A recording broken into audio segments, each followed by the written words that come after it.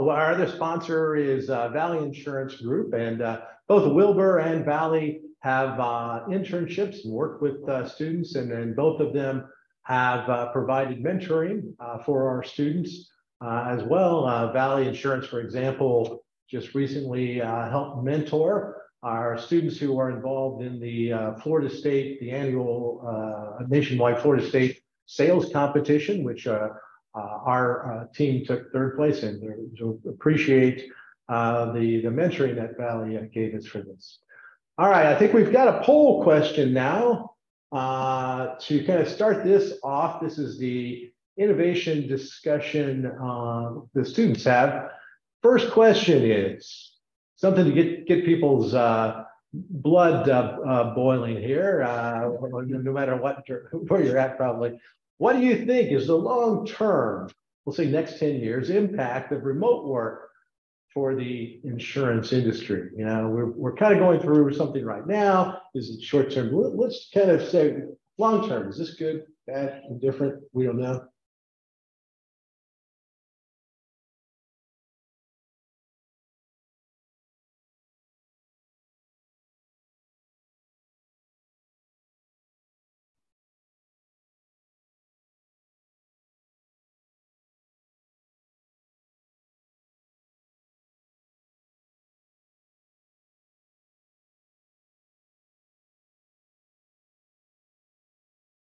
Okay, we're up to 50 now, so 51. All right, let's go ahead and we'll conclude that there. So here's where we're at. You know, we're saying kind of interesting, and it's probably about what I would have expected to see. We've got 51% saying, yeah, overall it's good.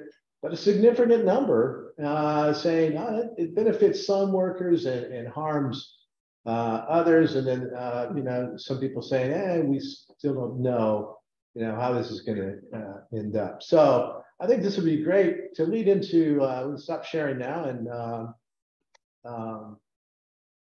lead into the first question we have from the students. So Frankie, why don't you ask our industry audience your first question that's kind of related to this? Yes. So as the industry is going more towards hybrid, students really prioritize making sure we have mentors in the industry and at our company. How do you think that would affect mentorship with students if their mentor, let's say, is not in person all the time? I can answer that. Can you guys hear me okay? Yeah. All right. I actually think that's a great question. And actually, it's similar to you guys' the way that you're explaining things, that one question, but I really feel like it's going to benefit the student because of the fact that now you have access to more resources when it's virtual. You have access to people that are like somewhere totally different. I know just recently I was on a call with one of my sisters who's an accountant. I know it's not insurance, but still, she was speaking. She lives in Tennessee. She's speaking to students in the Chicagoland area that normally don't even have access to that type of knowledge about career choices, right? So that's why I really feel like overall it's going to be a win-win for everybody because we're going to be able to tap into so many different people we never would have tapped into, similar to the CPCU Symposium. We first did it virtually. We tapped into people that weren't even a part of the Central Illinois. So that's what I'll say. It's a win-win. Very good. And Craig, I say, you say, what do you mean by intentional? Well, I think, and I see this often just with mentoring programs, and I've been part of mentoring programs in general. A lot of times you'll find you, the mentee, has to be very diligent in establishing the relationship with the mentor, because generally the mentor is the one who, you know, especially if, you know, my experience, a lot of times you're dealing with mentors who maybe managers or directors, so they're extremely busy.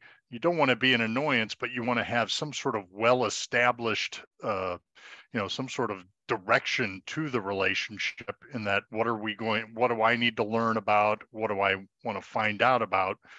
And then setting up a regular cadence so that way, and what the mentor needs to prepare for that visit, what your expectations are as a mentee.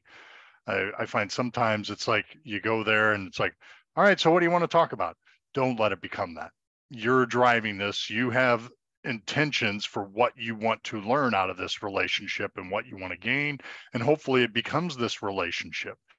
Now, oftentimes you'll find you'll have informal mentor-mentee relationships, and those are great too. And you may find that it becomes a regular cadence for you. But if it's something you're setting up intentionally with someone, be intentional with and make sure you set clear expectations of what you're hoping to get out of that, because they can't read your mind and they may not have all the time in the world to figure out what you're looking for. And I see Sherry had a nice comment here. Working with a mentor from a different part of the country, we had some different perspectives on this. And Valerie, thank you for your comment as well. Technology can really help with this virtual mentoring relationship. And he said, I found training and a new team are pretty easy, and they started their daily touch points of communication. So it sounds like what I'm hearing is it can be done, but you have to be intentional about it. You have to set expectations, and you have to use the technology to the best of its ability. And it sounds like, regular communication and setting up a schedule is kind of the key here. Casey, what do you think? Yeah, this is a great question. And I think, if you're a mentee, I think it's important that you be honest if it's not working or if you're not getting what you need, because your mentor is there to help you. They're there to help you grow. So hopefully they're fostering an environment where you feel comfortable saying, I really appreciate this, but this is actually what I was hoping to get out of this. And they receive that without getting defensive, right? So let them know if something's not resonating or if it's not what you're looking for, so that they can course correct quickly, versus taking you down a path and you're like, well, I didn't really want this, but I don't know if I should say anything. Just be upfront and honest about it. Your mentor should support you and say, okay, I appreciate that feedback. That's not what you want. We'll shift gears, and not make a big deal about it. So just be honest, right? If something's not working, because I appreciate the virtual component, but I think it's very hard to read social cues sometimes when you're over camera. You hope someone's on camera at least, so you can at least see facial expressions, but when you can't read body language as well and things like that virtually, I think it can get very difficult. So just say, hopefully you have a comfortable environment where you can be honest, because your mentor wants you to get something out of it. They don't want to waste your time. They want to make sure it's valuable. So just be open to sharing feedback with them, I think would be my biggest suggestion. Yeah, that's great, Casey. Thanks. Yeah. I think we have another poll question here that might stimulate some discussion as well. This is on innovation. Which of the following technology advancements will have the greatest impact on the insurance industry over the next 10 years? So the big data, we talked about that at the beginning.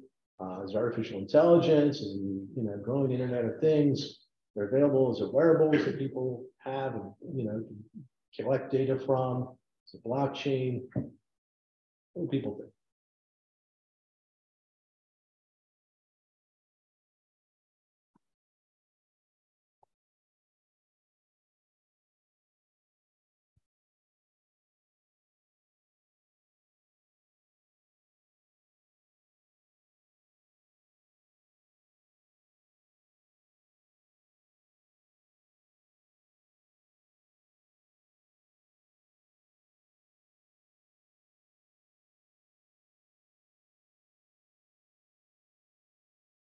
Okay, you can click that 50 mark again. All right, let's go stop it there. So look at this. So artificial intelligence, almost 2/3 of people are saying that's going to be the biggest change in the industry, biggest technological advancement. It's going to have the greatest impact. Big data, and I guess I can see that split making sense, because what you can use artificial intelligence to leverage big data, right? I think that's what we're already starting to see. Okay, so with that in mind, I think Katie, don't you had a question that was somewhat related to that? Yeah. Sorry, I'm hiding in the corner. I was wondering, since we're talking about artificial intelligence, I'm curious how that will change daily and long-term work. And I think it'll make our work more efficient, but I'm curious if you have seen any specific applications so far or what you might predict seeing in the future. Yeah, I think that's great because, obviously you think that there's some reason that, 64% of you said, yeah, this is going to be the biggest impact. So what are you seeing maybe currently? And if you could crystal ball, what you're seeing in your job, where this is going kind of off into the future over the next 10 years, which will impact their careers. Craig, what do you say? Chat bots. Yeah. Easy for call centers, especially internal call centers. A lot of times I don't even have to pick up the phone. I can just call and it will, in many cases, it will be able to resolve the issue I'm having without getting an actual human on the line to further investigate. The chatbots are pretty good about ruling out fairly common issues. Interesting. Yeah. So is that on mainly call center? Yeah, call center stuff, like if you need a password reset or you're having problems with a program not functioning properly, a chatbot may be able to recognize that and correct the problem on your laptop. Teresa, I'd be interested in your thoughts on this. I don't know if you can come off mic, but I think it's very interesting. Teresa is saying, AI can help with, if you scroll back up there, help us code faster and leverage the big data to find insights. I don't know, you have any thoughts on that, on specific examples, how you might see that playing out? Sure, we're already leveraging it. It allows for those in enterprise technology fields to get to answers faster, sooner.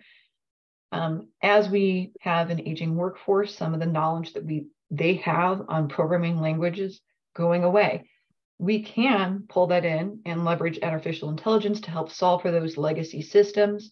Also, to Craig mentioned, with things like chatbots, AI can monitor big data and find items that we would miss as humans. It may not mean correlation causation, but it can link things for us and respond faster in real time than any human ever could.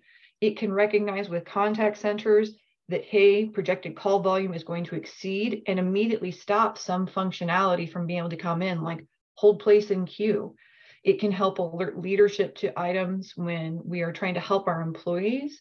There are so many advancements that I think that we can leverage with AI that with the big data piece will revolutionize a lot of the work that we see going on in insurance right now. Yeah, that's great. Thanks for that.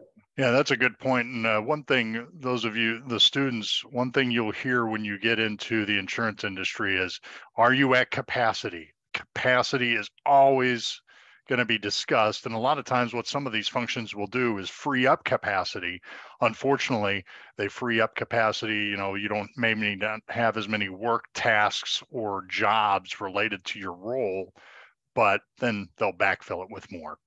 So it's this never ending cycle. But that's one thing I found agents are always looking for, is looking for efficiencies technologically so they can spend more time with customers. They backfill it that way, as opposed to, well, I freed up time because now I'm using AI to code something and now I can take on more work. But a lot of times when you're in a relationship driven business such as this, that's where the producers are really focusing on, is spending more time with the customer and trying to meet their needs. Nancy, you really piqued my curiosity with this one. I've seen discussions about AI being used to detect fraud you're talking about AI being used to maybe create fraud. This is very interesting. Would you mind coming off the mic and giving your thoughts on that? Well, sure. I've heard a couple of things recently where people have used AI in very bad ways. One was someone used AI to create this woman's daughter's voice and used it as part of a ransom call to her. So she thought she was talking to her daughter and she really wasn't. And then the same thing with several music artists. Rihanna is the newest one this morning. Somebody did a music video of her that was all AI, and it was of one of Beyonce's songs. So the possibilities with AI are endless if we can only get people to use them for good and not for evil. So I don't know what other ways this could happen, but I would really hate for a customer to get a phone call and think they're talking to one company when actually it's someone trying to get them their business by pretending to be someone else.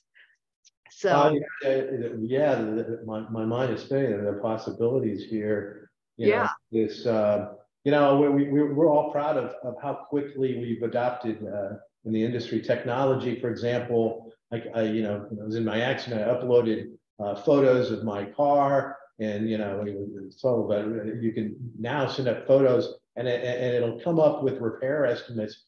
But what if that damage is artificially generated damage? It's not real damage, and we're sending stuff, you know, to be, you know, repaired, you know, and maybe I get a total loss out of my car with fake damage that AI generated, you know. Yeah, you really got me thinking about that. That's interesting. Yeah, it's kind of a mixed bag because there's a lot of good that can come from it, but there's also a lot of possibilities for fraud. Yeah, but it sounds like streamlined process, which gets kind of to Katie's point, a lot of processes, maybe different tasks. Are there certain tasks that maybe underwriters or claims people or we have a lot of actuaries here, or accountants or lawyers will no longer be doing, that will be done by AI? I don't know, any thoughts on that? That's one of the other issues that I hear is, you know, a lot of these legal briefs can be written by AI, you know, for example. I think Casey's got it. Yeah, that's a great question, Jim. So I actually work in procurement. I negotiate contracts and work very closely with the attorneys at State Farm. And personally, this is Casey's opinion only, but I think we'd be a long ways off of trusting machines to do this work for us. There'd have to be a lot more, I think, that goes into testing that to make sure that nothing's missed. Because of course, you hope you can train a machine to do everything you want it to do, but is it going to catch everything the human eye could catch, or, you know, interpret it the way a human would interpret it, you know, in the way that we need to interpret those contracts and those legal terms and conditions before it becomes a binding agreement that parties are locked into and cannot get out of. So at least for me personally, I don't know that procurement, that's anything soon. I guess never say never, but it feels like it'd take a while to get attorneys and lawyers comfortable with that, not just at State Farm, but just across the organization of, would we want to trust machines to do all that without us ever spot checking or auditing, which I'm sure they'd still do, but I feel we're a long ways off in that space, at least personally. Yeah, and I see Teresa's waiting again, and it's interesting. You say help employees speed up sooner or monitor suggestions and struggle with training. Yeah, it was interesting during the session that Jordan had. She's talking about embedded insurance.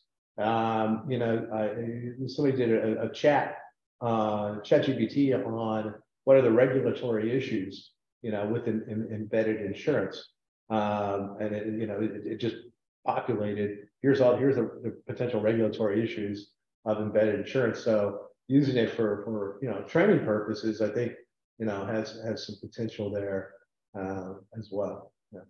Okay. What other questions do we have from students? Ricky?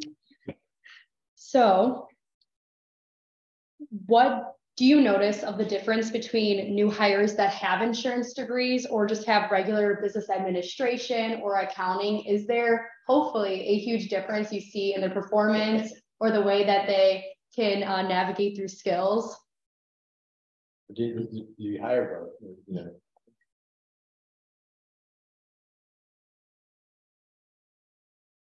They may not have have had a horse race that they can compare.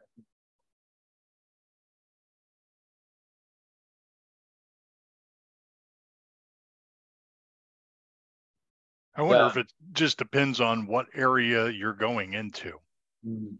I think if a lot of people start out in claims or underwriting, so you're probably dealing with, yeah, there might be a few people who, I know when I worked down in the suburban Atlanta, I knew I had some coworkers who came out of the insurance program at the University of Georgia, but that wasn't their end. They were starting off as claim reps to get that operational background. And there were a lot of people down there who had that insurance education background from the UGA. But I think up here, the Katie School is still kind of new. So maybe you don't see it as much yet, especially at the leadership levels. I think you will maybe in another 10 years, that background may give you a head start on ahead of other new claims employees or underwriters, just because you have a fundamental understanding of the business. But like in my line of work and agency, it's more about critical thinking, problem solving.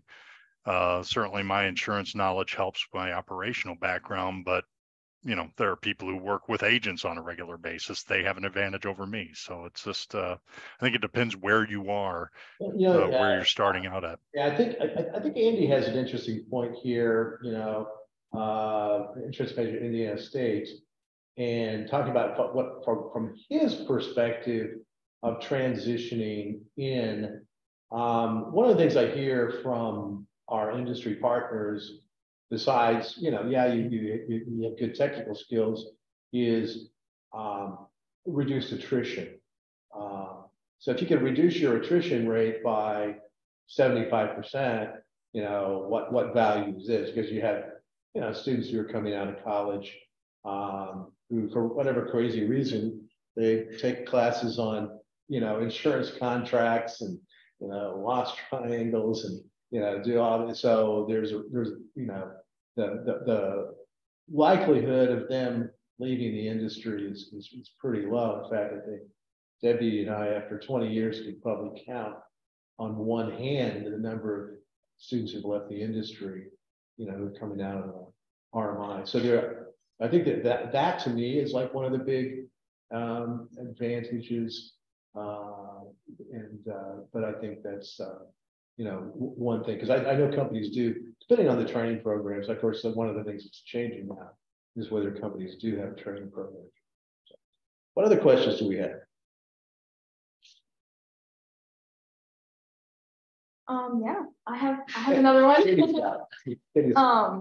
Yeah, so I have heard recently with the trend of retiring a bit early during COVID and after COVID.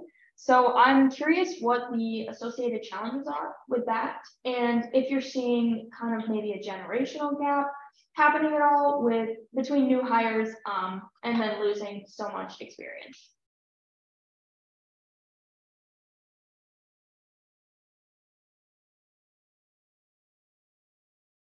I think it depends. More work sometimes. How's that for an answer?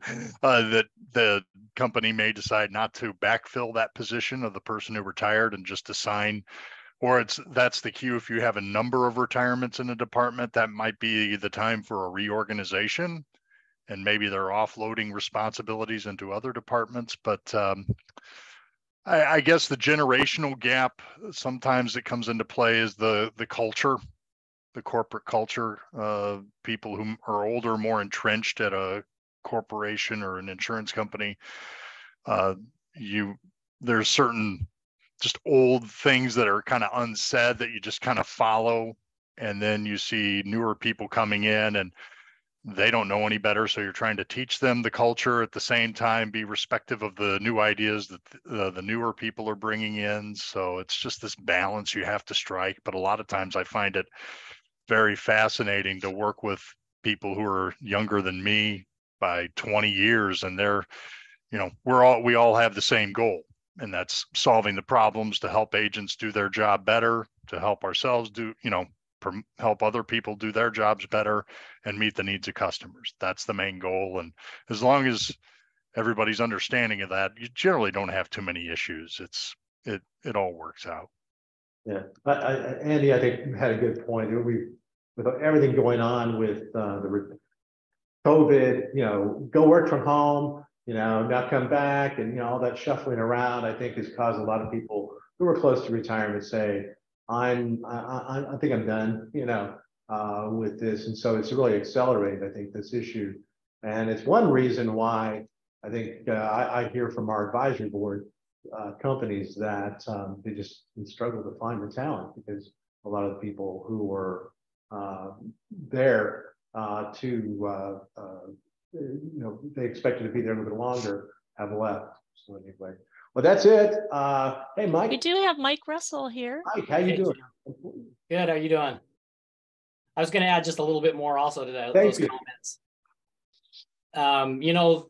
A lot of our generation has had to understand or learn what it's like to have older parents that we take care of at the same time we're taking care of kids. And I think in this current insurance marketplace, we also are dealing with, because of her comment with people retiring, this large number of people retiring, we have middle management that is kind of training our new managers because they haven't been managers very long. At the same time, we're bringing on new people. So there's a lot of that happening, I think, in our industry as well. And there's definitely some learning curve that's going to be needed. Very good. Well, I see that we're out of time. Thanks for everybody. That flew by. And we probably could have gone a lot longer. But so thanks for everybody who contributed. I know it's a valuable day, and overall some great speakers, great insights. And we're looking forward to Thursday, back at the same time, 10 a.m. I think, Casey, you've got the agenda for next time. You wanted to discuss what we're going to have on what to expect on Thursday. Absolutely. Thank you, Jim. Great presentations today, as you said. Really enjoyed it. Hope everyone enjoyed and took something away from the conversation. Just a quick preview of Thursday's conversations. We'll start out with Jennifer Gardner from NAIC about the real estate regulators and natural catastrophe resilience, followed by Kate Goring and Carrie Olson from State Farm talking about still current supply chain disruptions as a result of the pandemic. We'll have a lunch break in there as well. And then we'll have another panel on Thursday around recruitment and retention of employees, which I'm sure we're all feeling regardless of where we work. And then we'll close out with our ISU student presentations on Thursday. So again, hope you can join us 10 to 2 Central Time on Thursday. A big thank you to our speakers, to our students today, and also to the committee on the screen. None of this would have been possible without everybody's hard work. So really, really appreciate it. Thank you everybody for your time. And please come back and join us on Thursday. Appreciate it. Have a great day. Yep.